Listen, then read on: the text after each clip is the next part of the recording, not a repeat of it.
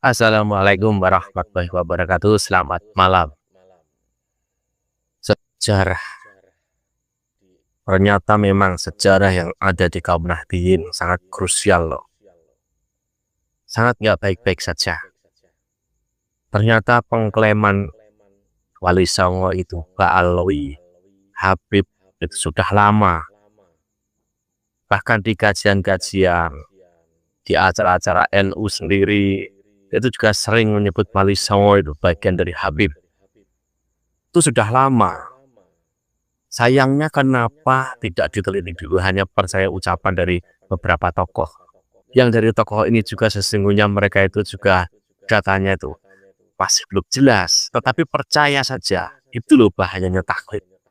Kebaikan orang itu untuk taklid dimanfaatkan oleh orang-orang tertentu yang ingin mengubah sejarah NU, ingin mengubah sejarah siapa atau sesungguhnya orang-orang atau tokoh yang ada yang dibalik datangnya Islam di Indonesia.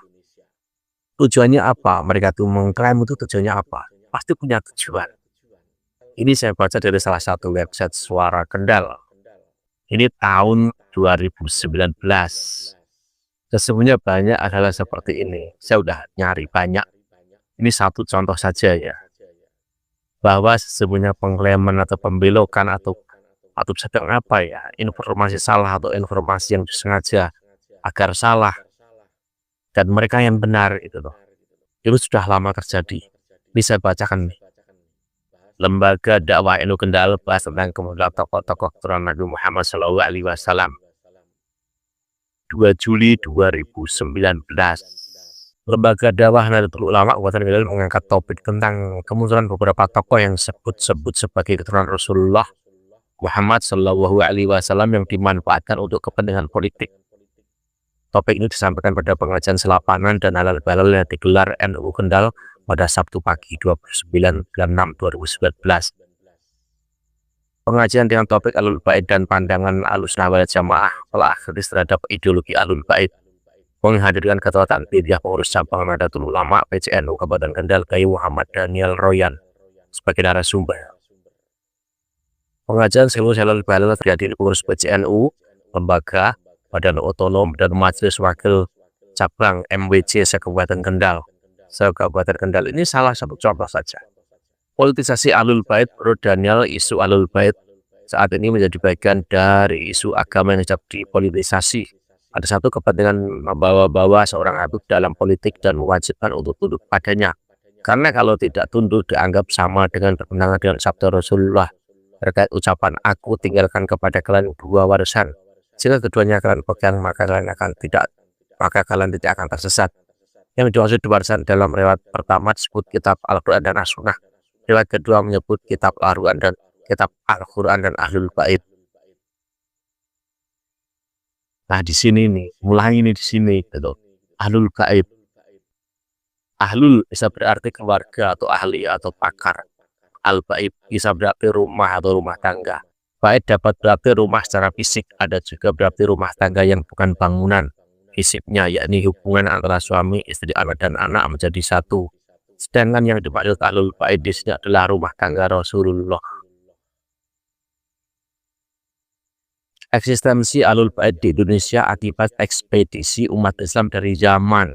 Nah, ke Indonesia ada dua kelompok. Yang pertama Ahlul Bait Rasulullah, di antaranya Wali Songo. Mereka disebut Alawiyin, berasal dari kata Alawi. Alawi dari kata Ali yang berarti keturunan Ali. Dulu ada Robit Tatul Alawiyin yang pernah tunjuk ke jati imamnya adalah Habib Ahmad bin Tholib Al-Atas Sepuro Pekalongan yang berpaham Ahlussunnah wal Jamaah. Kelompok kedua disebut Al-Irsyad yang berpaham Wahabi, namun tidak berpaham wajah seperti Alawiyin. Nah ini dia gitu loh. Wali Songo dianggap dari Yaman. Ini info dari mana gitu loh. Ini udah parah gitu. Padahal jelas Wali Songo itu dari mana tuh, jalurnya Kedah, Malaysia itu, Campal, ya kan, Cina, lalu ujung-ujungnya juga Uzbekistan, lalu ke Maroko dan lain sebagainya. Ini cerita dari mana? Kok ada dua kelompok? Yang pertama Ahlul Bait Rasulullah, di antaranya Wali Songo. Mereka disebut kelompok Alawiyyin, bayangin saja. Ini yang salah kaprah ini. Ini dulu dari buku mana, bacaan dari mana? Gak jelas ini gitu loh. Dan ini tersebar sudah lama di kalangan Nahdliyin. Kalau lompatin yang lainnya, menurut Imam Hanafi, Habib digolongkan jadi dua, yaitu dohir atau jelas dan mutasatir. Anak Quran Hasan dan Husain dohir. Ada yang silsilahnya sampai tapi tidak diekspos. Ya, Syekh Asari termasuk yang mutasatir katanya. Imam Hanafi sering bersedekah kepada para Habib dohir maupun mutasatir. Habib mutasatir ini yang di Banten disebut Bagus dan di Magelang disebut Raden. Di Magelang pernah ada Habib yang namanya Habib Abdullah, panggilannya Dendul. Ibu Dori nggak mau berangkat ke masjid kalau tidak mendampingi Dendul. Nah, ini dia gitu loh. Jadi klaim Habib itu menyusup di kalangan kerah-kerah dengan Wali Songo. Yang membuat cerita itu gitu loh, Wali Songo itu bagian dari Habib dari Yaman. Ini udah salah kaprah. Harusnya PBNU itu membuat sejarah ulang. Meluruskan hal ini tuh harusnya diluruskan. Karena sudah banyak di kalangan Nahdliyin loh. Bahkan di pengurus itu banyak hal ini. Ini dari website tahun 2019. Sudah lama, apalagi sebelumnya pasti sudah lama. Bahkan Kiai Elizamuddin Ngajak Ketua Anak sudah itu ke Malaka, sampai ke Cina, menelusuri ini. Ternyata benar apa kata Gus Dur, Wali Songo itu dari Cina, itu emang ada benarnya. Emang ada jalur dari sana.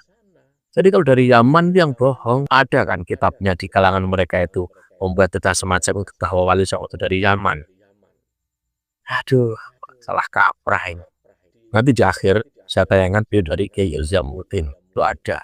Dan yang sangat saya sayangkan, kenapa PBNU yang selalu berkata sebagai penerus dakwahnya Wali Songo tidak punya museum?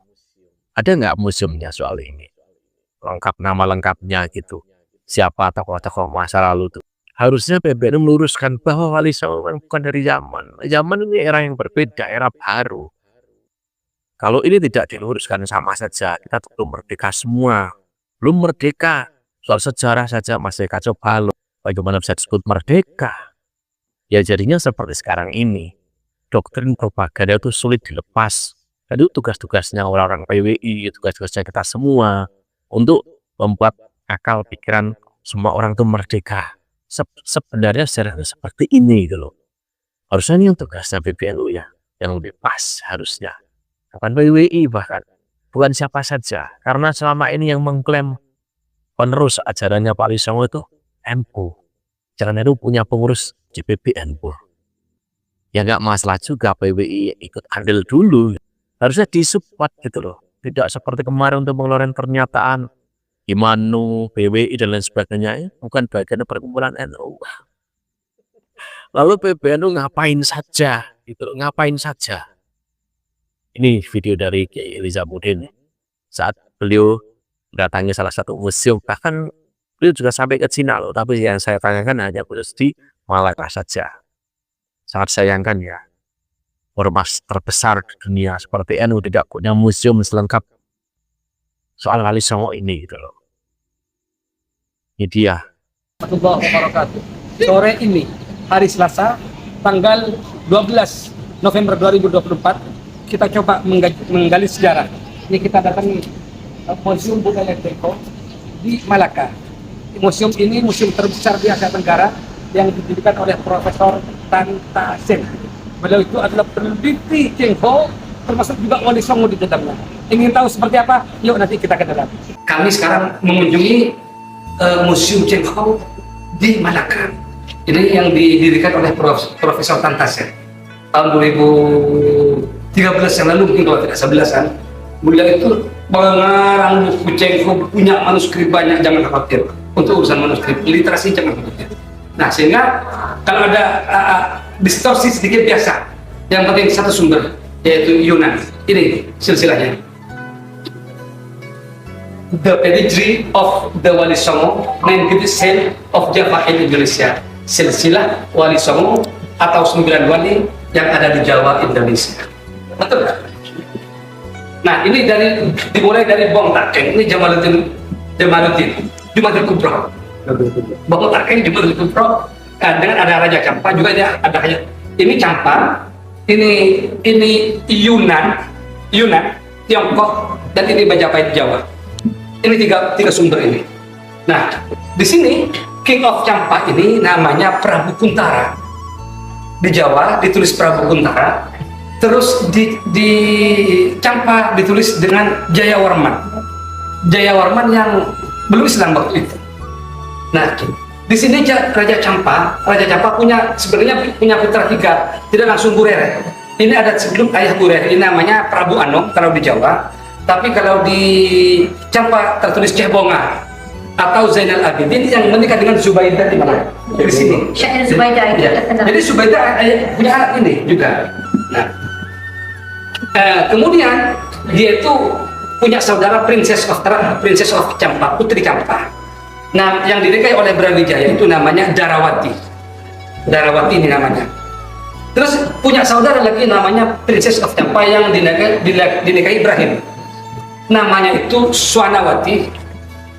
Kalau di Malaysia tertulis Ramawati. Kalau di Jawa di Tarikhul Alwiyah tertulis Cendrawulan. Ya, Sama saja.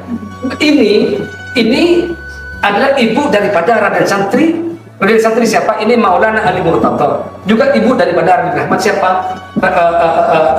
Sunan Ampel. Pernikahan antara Ibrahim Asmoro dengan Putri Campa, yang di silsilah Malaysia. Bukan Ibrahim.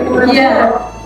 Nah, makanya ini yang kesilapan di sini lah pada Malaysia. Ibrahim, makanya saya kaget. Iya.